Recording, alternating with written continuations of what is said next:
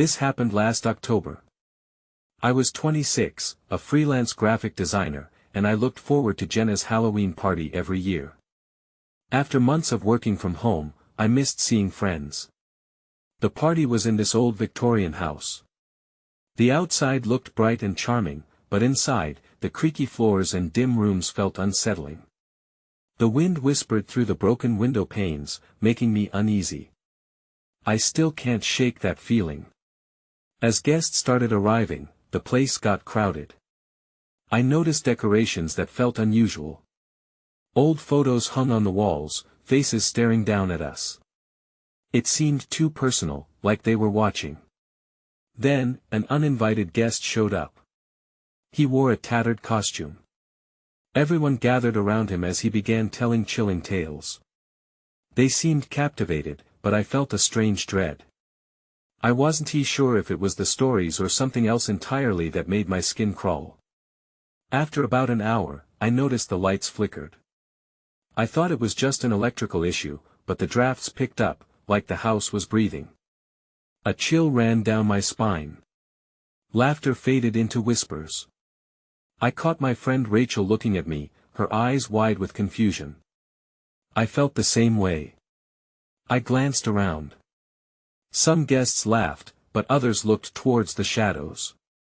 There were corners that felt darker than they should.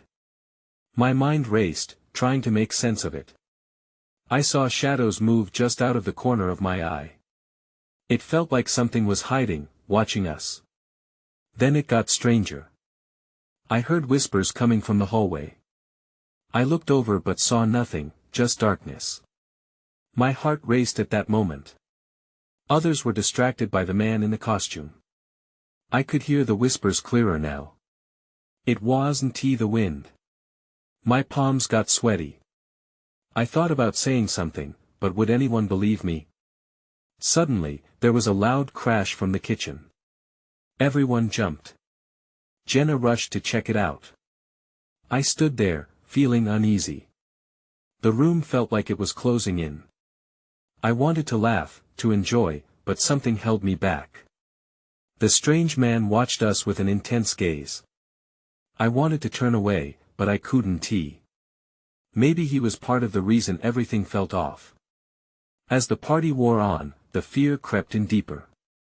I realized I didn't want to know who he really was.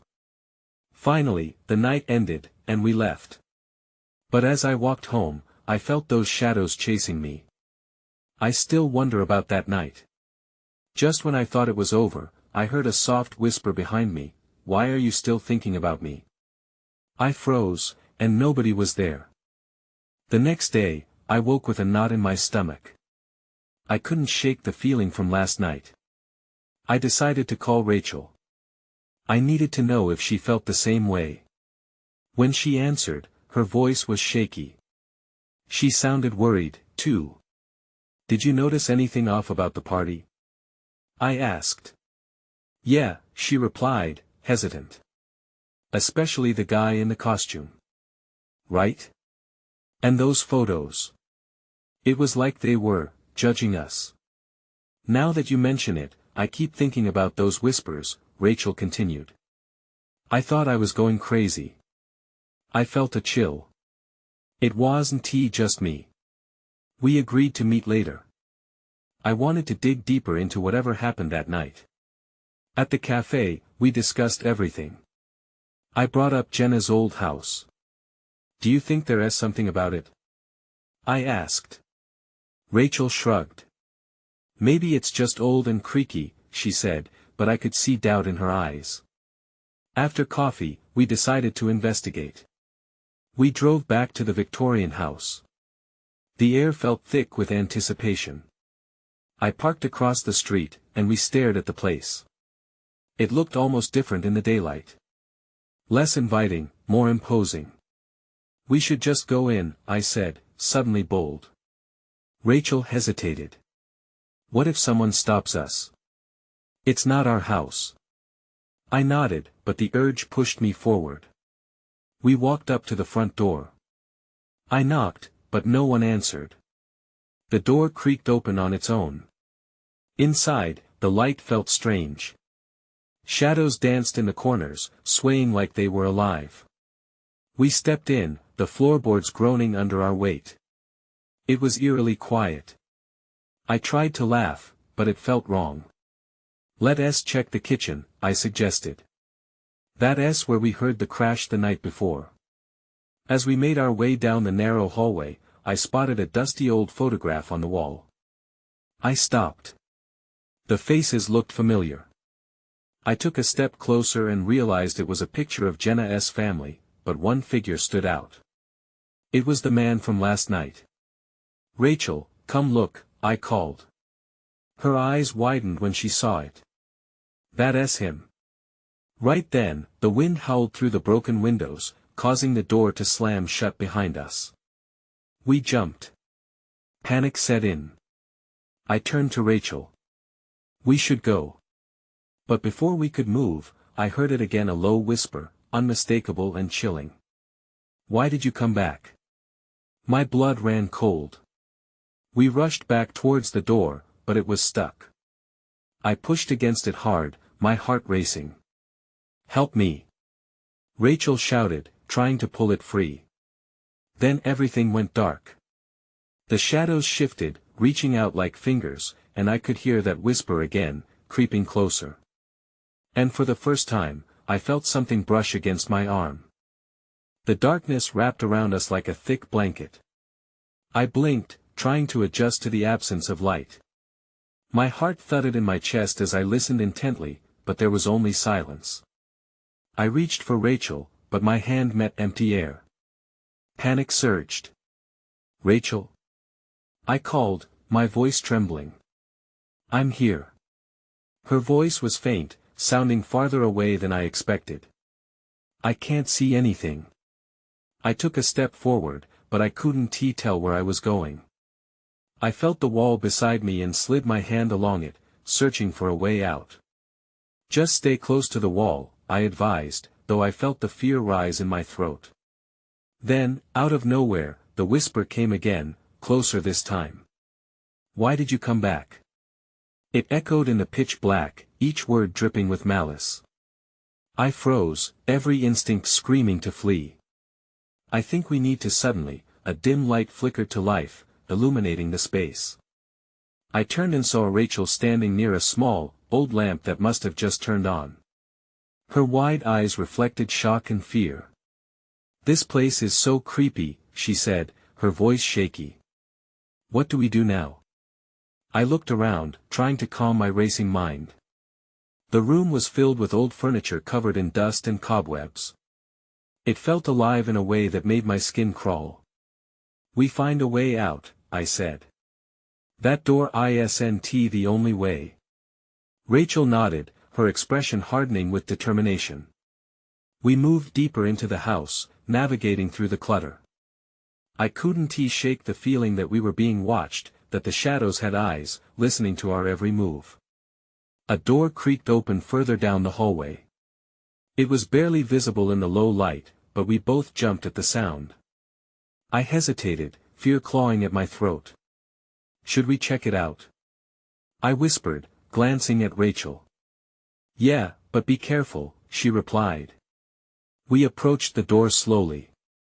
I reached for the handle and turned it, wincing as it squeaked open. Inside was a small room filled with dusty boxes. As we stepped in, I noticed something on the floor, a small, cracked mirror.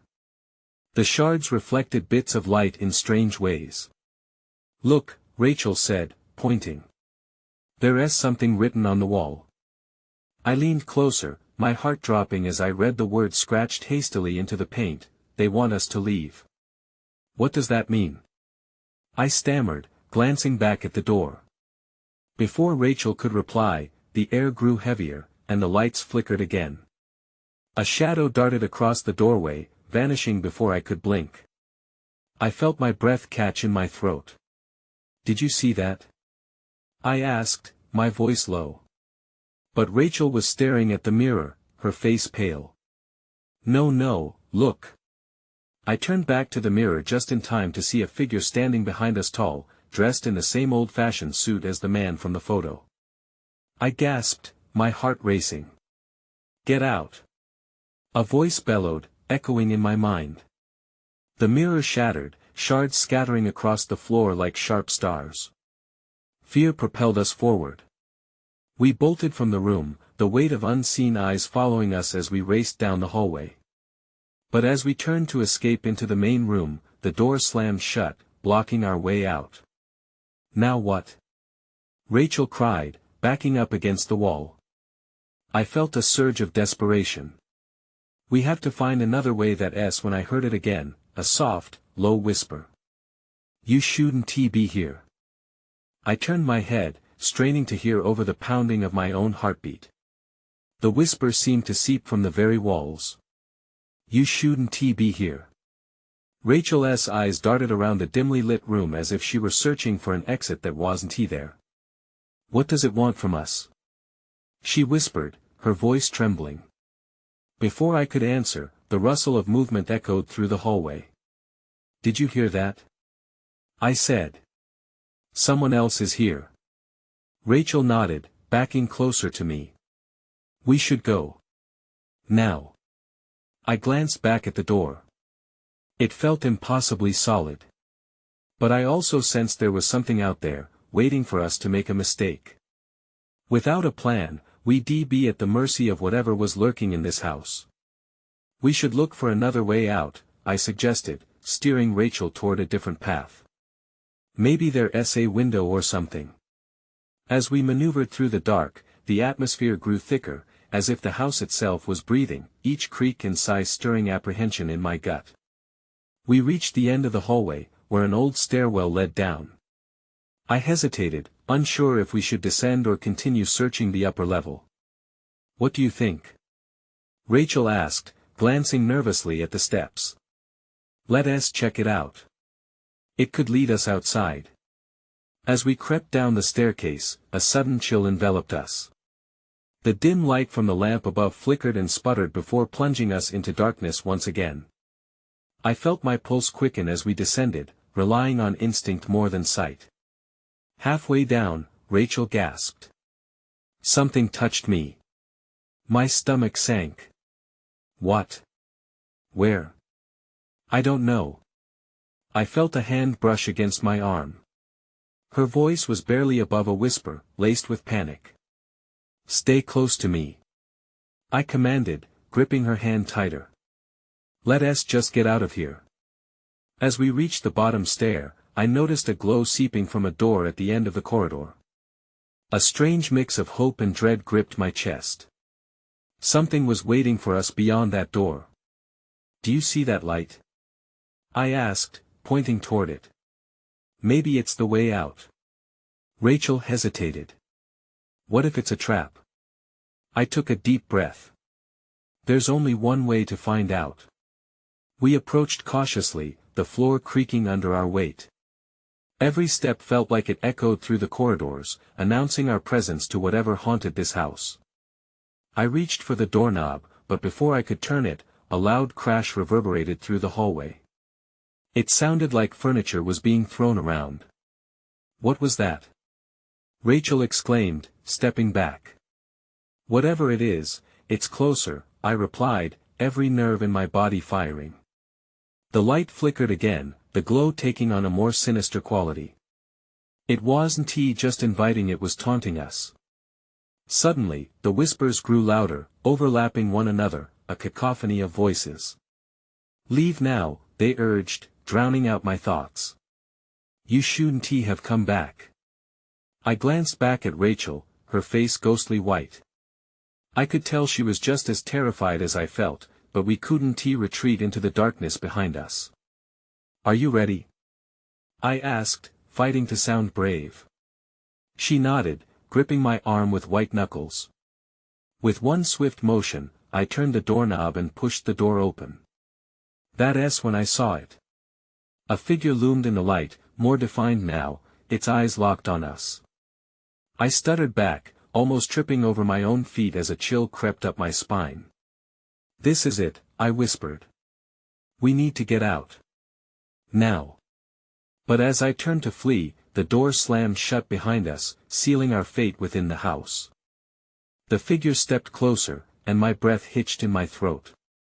Its face was obscured by shadow, but I could feel its gaze piercing through the darkness. "You shouldn't have come back," it rasped, the words curling like smoke around us. I felt Rachel flinch beside me. "What does it mean?" she whispered, her grip tightening around my wrist. "I don't know," I stammered. Panic rising, I searched my mind for options. We were trapped. There was no window. No other door. Just this oppressive silence and the weight of ominous eyes watching us. "Please," I said, desperation spilling into my voice. "We just want to leave." The figure hesitated, tilting its head as if considering my words. For a fleeting second, it seemed almost human. But then it stepped forward, and I caught a glimpse of its features, skin pale as death, eyes sunken and dark, mouth twisted into a chilling smile. Rachel gasped beside me. The noise snapped me into action. I stepped back, urging her with me. "Let us find another way," I shouted, pounding fists against the door, but it was no use. It wouldn't budge. The light flickered again, casting long shadows across the floor that danced like specters. "We must go deeper," the figure said. "You can't escape what's waiting for you in the dark." "What are you talking about?" I shouted, voice trembling. The terror in my gut churned violently. With a quick glance around, I spotted a staircase behind the figure. It was steep and dark, disappearing into the shadows below. "Come on!" I yelled, yanking Rachel toward it. She hesitated but turned, and together we stumbled down the steps. Each footfall echoed louder than the last, as though the darkness itself was warning us to stop. My heart raced, and the whispers returned, a whispering wind carrying voices that swirled chaotically in my ears. "Leave now," they insisted, as if pleading with us, but we were already committed. At the bottom of the stairs, we found ourselves in what looked like a basement. The air was stale, filled with the scent of mold and rot. I fumbled for my phone, desperate for light.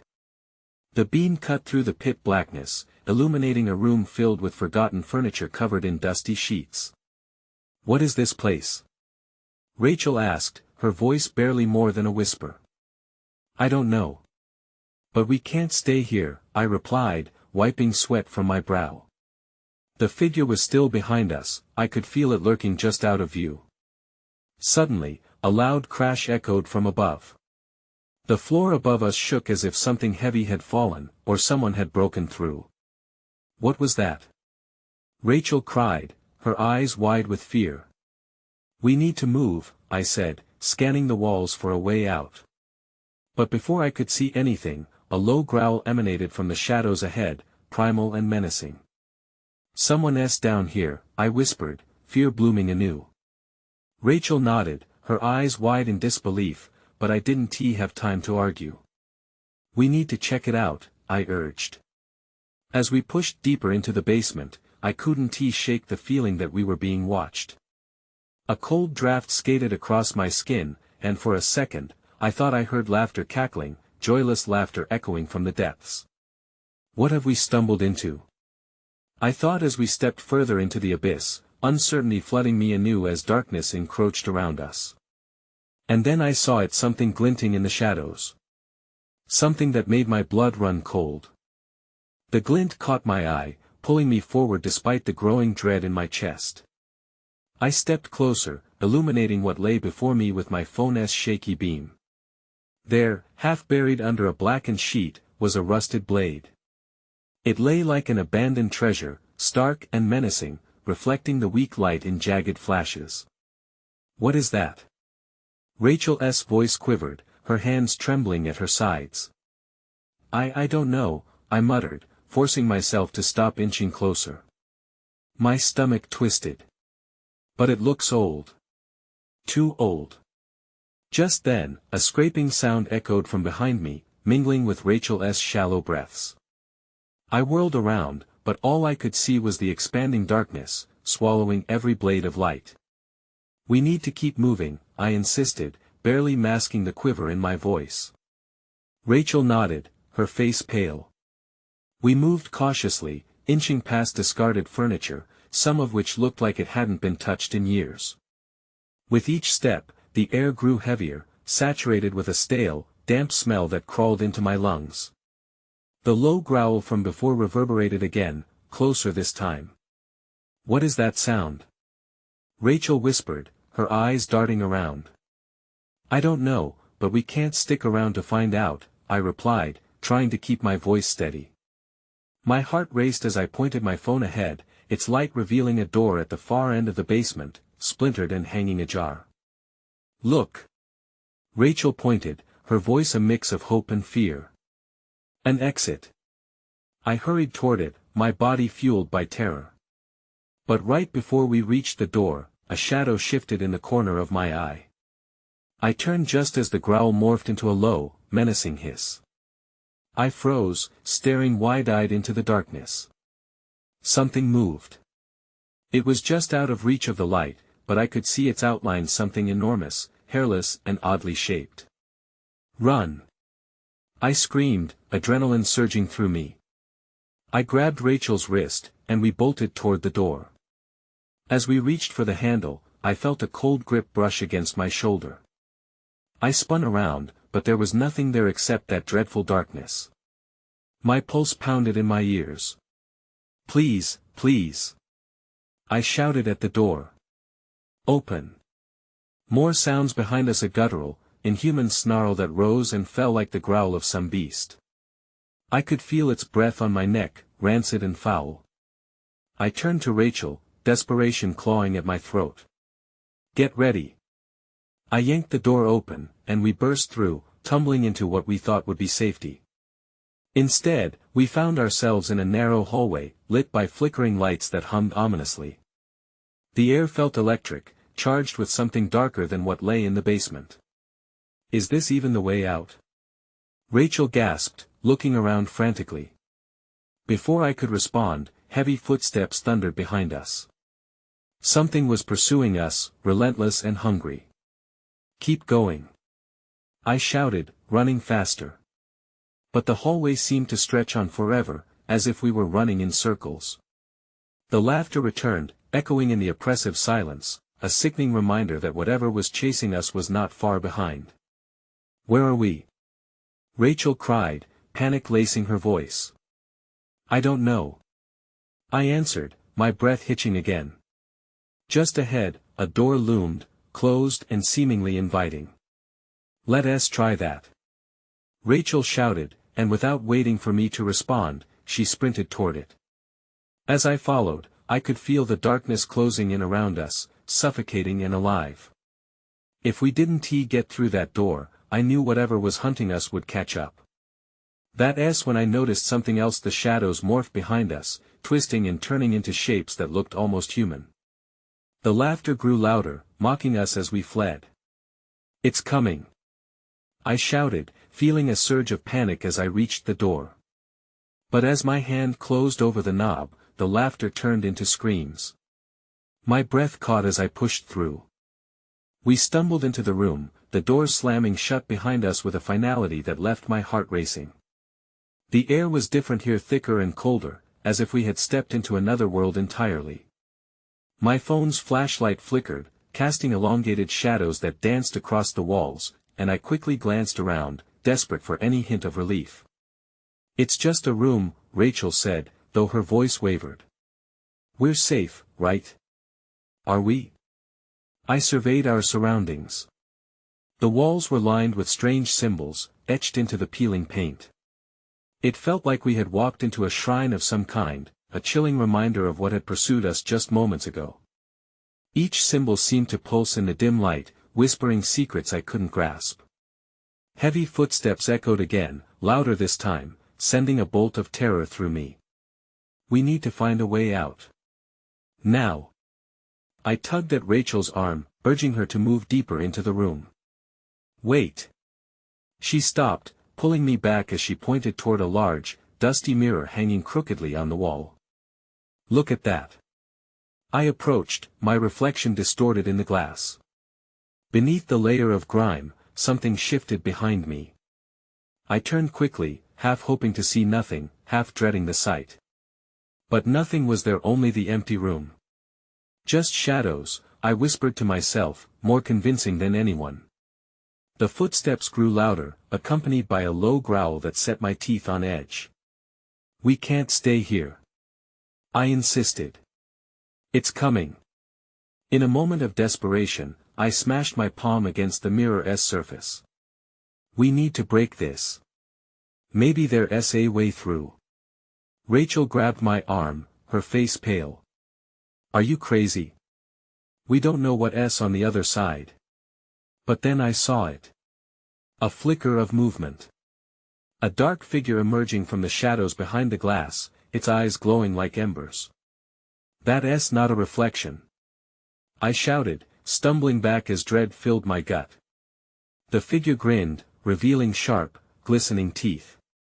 "We have to go," Rachel screamed, terror etching every line of her face.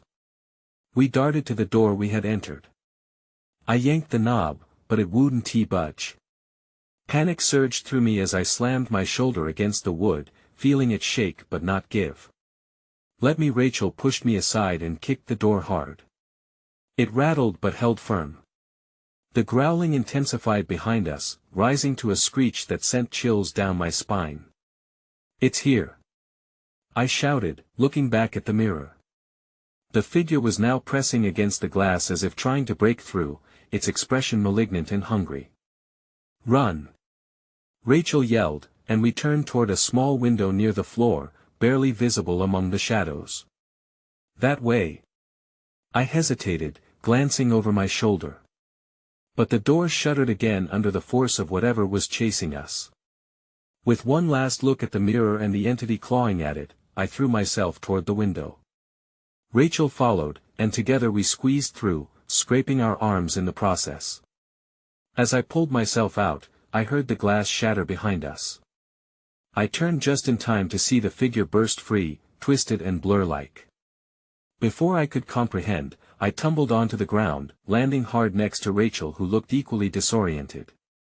We were in an alley, dimly lit, but it felt safer than the room. "Was that real?" I gasped, searching for breath. "I don't know, but we need to keep moving," she said, her voice trembling. I nodded, glancing back at the window we had just escaped. The growling echo faded, but dread hung in the air. We needed answers, and the Halloween party was far from over.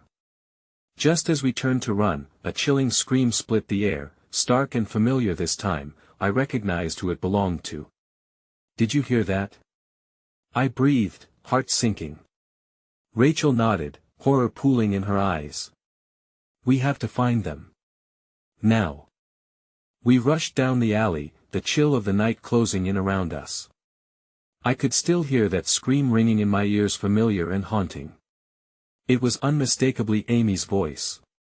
"This way!" I shouted, veering left at a corner.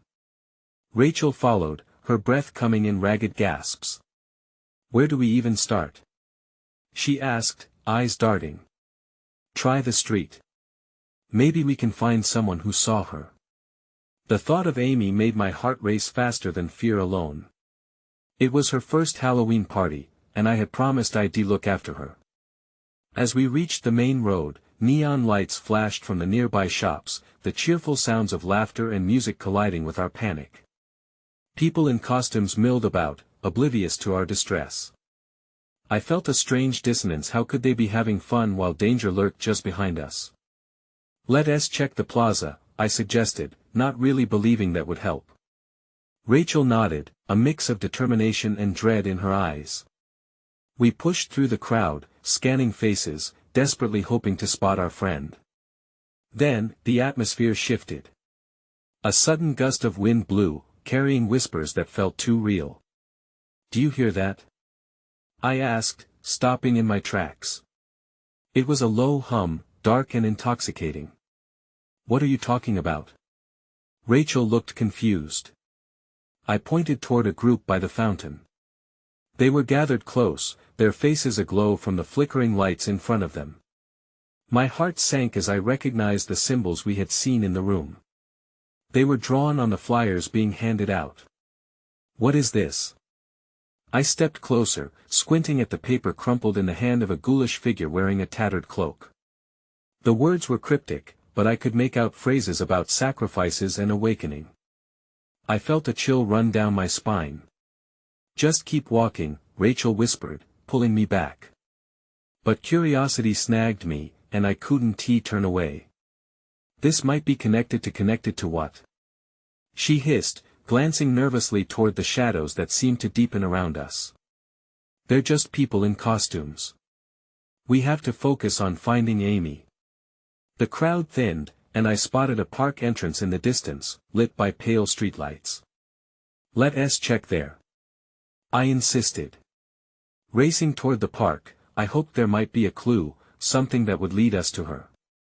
As we entered, it felt surreal. The trees loomed overhead, their branches twisting like gnarled fingers. I frowned, noting dark patches on the ground, like spills of ink. I knelt to observe. "What is this stuff?"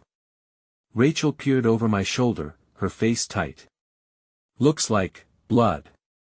My stomach dropped, and I stood quickly, scanning the area. A rustle to my right drew my attention. A figure emerged from the shadows. It was a girl, a fleeting glimpse of a familiar dress. "Wait!" I shouted, but she vanished deeper into the trees. I felt an instinct flare up. She must have seen Amy. But before I could give chase, a sharp laugh echoed, cutting through the night. It was different than anything I'd heard before. "Did you hear that?" Rachel asked, her eyes wide. Just as I turned to respond, a set of eyes gleamed from the darkness behind a tree, watching us. "Go!" I yelled, and we bolted deeper into the park, adrenaline pumping. The distant laughter grew louder, twisting into something menacing. Then, everything went dark. Encouraged by an unsettling pull, I pressed onward, desperate to uncover what awaited us. In this darkness, I would find nothing but the truth behind that scream, its source hiding somewhere beyond the shadows. As we plunged deeper into the shadows, my breathing became shallow. The darkness felt suffocating, wrapping around us like an unwanted embrace. I squinted, trying to adjust, but all I could see was the dim outline of trees grazing against the faint glow of the streetlights behind us. "Where are we going?" Rachel's voice trembled, echoing my fears. "I don't know," I admitted, searching for any sign of something, anything that might guide us. The laughter persisted, now an upbeat tune that made my skin crawl. It felt like a wicked game, one I never wanted to play. Just then, I noticed a flicker of light ahead. A small clearing emerged, revealing what looked like an old, abandoned gazebo. We darted toward it, hoping it might offer some refuge. I stepped cautiously, my heart drumming in my chest. Was it just a harmless structure, or a trap? The moment we reached the gazebo, something caught my eye. Tucked beneath the wooden slats was a small, tattered book. It looked out of place in the eerie stillness. I knelt to pick it up, the cover worn and dirt-caked. The title was barely legible, "Rituals of the Dark." "What is that?" Rachel asked, peering over my shoulder, her voice a whisper. "I don't know, but it might give us answers." I thumbed through the pages, my gut nodded with each entry I read. Descriptions of ceremonies and symbols, all surrounded by a thread of madness. My pulse quickened when I found a mention of names, people from our town, letters scrawled in frantic ink alongside phrases of devotion and sacrifice. Then I froze. "Rachel," I said, voice low, "look at this." I pointed to a drawing that looked eerily like the plaza we had just left, marked with a large circle and a series of smaller symbols around it. "It's one of their celebrations." Before she could respond, a loud crash erupted from somewhere behind us. I spun around, heart pounding, but only shadows answered. Panic surged through me. "We shouldn't be here, we need to leave now." I shoved the book into my pocket and took Rachel's arm. As we turned to escape, we heard it again, the laugh, closer this time, followed by the distinct whisper of a name. "Amy." I felt bile rise in my throat. Maybe it was an echo of my imagination, but the way it twisted and curled through the air sounded all too real. My mind raced. Was she here, in the park? I couldn't let fear paralyze me again. Follow me, I urged, pulling Rachel along as we ran toward the nearest exit. The laughter morphed into a chant, echoing through the trees, overlapping with what sounded like footsteps heavy and deliberate trailing just behind us. Then, without warning, the ground beneath us shifted. An unseen force yanked at my feet, pulling me into the earth. I stumbled, nearly losing my balance, but Rachel caught me just in time. Did you see that? I gasped, my eyes wide with shock. I don't want to stick around to find out, she breathed back, her grip tightening. Determined, we fought our way out of the park, desperate to reach the light before whatever it was caught up with us. The chant grew louder, more insistent, swirling around in maddening circles. That was when I heard another scream. This time, the voice was clearer, definitely Amy's. It echoed out from deeper in the park, breaking through the chants and laughter, full of confusion and distress. Did you hear that? I shouted, adrenaline flooding my system. Yes. We have to help her. Rachel exclaimed, yanking my arm in the direction of the sound. Panic blew through me, battling against the urgency to find my friend, but I knew we couldn't just rush in without a plan. Still, every second spent hesitating felt like a lifetime. Okay, I said, taking a deep breath, drowning out the panic with determination. We find her, but we need to be smart about this. I glanced back at the dark canopy of the trees, my heart thrumming wildly. But before I could take a step forward, a figure emerged from the shadows. It was a tall figure, cloaked in darkness, with eyes that gleamed like chips of ice. I think you're looking for something, the figure said, an unsettling smile stretching across his face. And just like that, I knew we were far from safe. Everything seemed to slow as I faced him, the shadows swirling like an eager crowd, awaiting chaos. The figure's smile danced with amusement, and I could almost feel its anticipation vibrating in the air. You shouldn't have come back, he said, and his voice slithered through me like an icy finger. Let Amy go.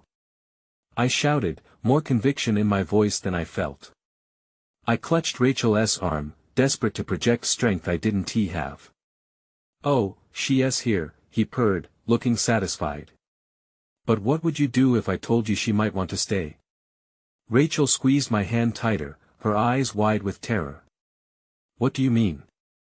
She asked, her voice barely a whisper. At that moment, the ground seemed to ripple beneath us, the laughter and chanting swelling into a cacophony that folded in on itself, vibrating like dissonant chords. I turned, trying to get a better look at the darkened clearing, hoping to catch a glimpse of Amy. My heart sank as a figure appeared, shrouded in shadows, its posture unnatural and twitchy. Amy! I shouted, my voice raw, strained with fear.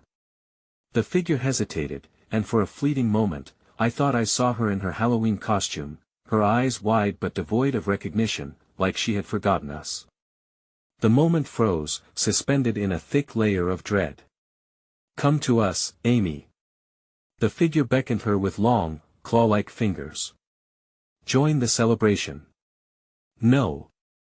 It's a trap. I lunged forward, but Rachel held me back. We have to help her. A twisted grin spread across the figure's face, its laughter a sound that echoed my worst fears. Help her. This is where she belongs. A sudden gust of wind whipped through the clearing, swirling leaves and snapping branches. I dug my heels into the ground, feeling the pressure in my chest expand. No matter what game he was playing, I couldn't let him take Amy. I glanced at Rachel, a plan forming desperately in my mind. We need to get her out. If we can reach her before he brings the dark down, we might still have a chance. But how? Rachel exclaimed. Look at him. He stepped forward, shadows bending around him, ready to pounce. Why would she want to leave? This is where you can transcend, where the lost come to receive their peace. Isn't that what you want? Peace. I spat, gritting my teeth. She'll never find peace among the haunted. A roar erupted from the darkness, breaking through the night like a torrential wave. The air shifted again, more unstable. You shouldn't have come here. The figure snarled, his immense form tall and inhospitable, advancing toward us. Now or never. I exclaimed. I whipped around and sprinted toward Amy's silhouette, pushing Rachel ahead of me, forcing myself not to hesitate. I could feel the shadows clawing at my heels, pulling me back. The laughter grew frantic, a whirlwind of chaos that threatened to swallow us whole. Amy! I called again, my voice blending into the roar around us. The familiar figure hesitated, uncertainty flickering across her features. What? Wake up! Come back with us! I shouted, desperation bleeding into my tone. To my relief, she turned towards us, confusion shining in her eyes. What is happening? Before I could reply, the air seemed to constrict, tightening like a vice. The figure lunged, screaming, "Don't you see? They're all waiting. Join us." No! I yelled, urgency igniting once more. Grab my hand. Rachel, now at my side, reached for Amy. I felt the powerful force of the shadows closing in, felt the darkness pulling at our individual essences. In that moment, I had a singular thought: if we could just connect our hands, we would have enough strength to escape. We converged, fingers intertwining, and I could feel a spark ignite as if we had formed a barrier against the encroaching dark. We have to push through. I shouted, as the figure wavered, its laughter turning to rage. In that split-second decision, we sprinted toward the edge of the shadows. The elements around us roared, and I could sense the twisted figure behind us, reaching out, its voice rising in anticipation for our defeat. You can't escape. But as we barreled forward, the darkness began to break apart, a sliver of light slicing through the thickness. I felt the ground shift, felt cracks forming like ancient wounds in the earth. Wordless, we surged ahead, breathing life and hope into each other. I could see the brightness of the moonlight spilling behind the trees. And then, we were out. We stumbled into the open park, breathless and wide-eyed, the world around us disorienting after the grasping dark. The laughter faded, leaving behind an eerie silence, mingling with the sounds of distant revelry. Rachel turned to Amy, joy flooding her features. You're okay. We thought what? Amy interrupted, confusion etched across her face. Where were you? I felt my heart skip. She didn't remember. We were looking for you. You were found, a voice interjected, one I recognized all too well. We turned toward the sound, and there he stood, the figure from before but now just a spectator amongst the crowd of costumed revelers. His presence loomed different, more chaotic against the backdrop of festive decorations. He watched us, that insatiable grin curling at the edge of his lips. You can't take back what's chosen. The others will come for you. What do you mean? Rachel demanded, stepping protectively in front of Amy. But he was already gone, melted back into a grotesque shadow of the party. What and how much had we truly escaped? My heart raced, but the question spiraled, forming threads of unease in my mind. We rushed toward the park's exit, a newfound urgency bursting in my chest. Would we always carry the marks of that night? Light was chasing shadows, but I kept turning back, afraid the darkness would swallow us whole again. I don't know what just happened, Amy whispered, looking around. We're okay, I said, maybe more for my own sake.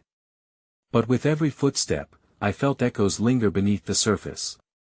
The build-up, the hints, the warped celebrations hidden amid the festival lights. The world restarted around us, yet a constant hum sat heavy at the edge of my consciousness. As we reached the street, the celebratory sounds morphed into a haunting melody, like a reminder we could never truly shake. Beneath the pulse of dying laughter, the whispers turned louder. Why are you still thinking about us?